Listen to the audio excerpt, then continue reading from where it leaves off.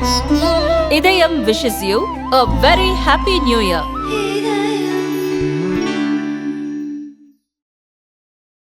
கடந்த 1947 ஆகஸ்ட் 15 இருந்த மத தன்மைகளை பேணுவதற்கு வழிவகை செய்யும் 1991 மத வழிபாட்டு தலங்கள் சட்டத்தை அமல்படுத்த கோரி ஏஐஎம்ஐஎம் தலைவர் அசாதுதீன் ஓவைசி தாக்கல் செய்த மனுவை பரிசீலனை செய்வதாக உச்சநீதிமன்றம் தெரிவித்துள்ளது.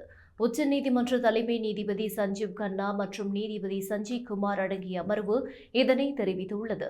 மேலும் இந்த விவகாரத்தில் ஏற்கனவே நிலுவையில் உள்ள பழைய மனுக்களுடன் ஓவைசியின் புதிய மனுவினை இணைக்க உத்தரவிட்ட நிலையில் அவை பிப்ரவரி 17 விசாரணைக்கு எடுத்துக் கொள்ளப்பட இருக்கின்றன.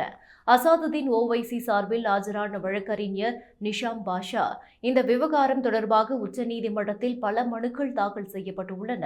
இந்த புதிய மனுவினையும் அவற்றுடன் இணைத்துக் கொள்ளலாம் என்று தெரிவித்திருந்த நிலையில் அதற்கு பதிலளித்த தலைமை நீதிபதி நாங்கள் மனுவினை இணைக்கிறோம் என்று தெரிவித்தார். முன்னதாக டிசம்பர் 17 வழக்கறிஞர் பவுசில் அஹ்மத் ஹவுபி மூலம் ஓவைசி தாக்கல் செய்த மனுவில் 1991 மத வழிபாட்டு தலங்கள் சட்டத்தினை திறம்பட அமல்படுத்த மத்திய அரசுக்கு உத்தரவிட வேண்டும் என்று வேண்டுகோள் விடுத்திருந்தார்.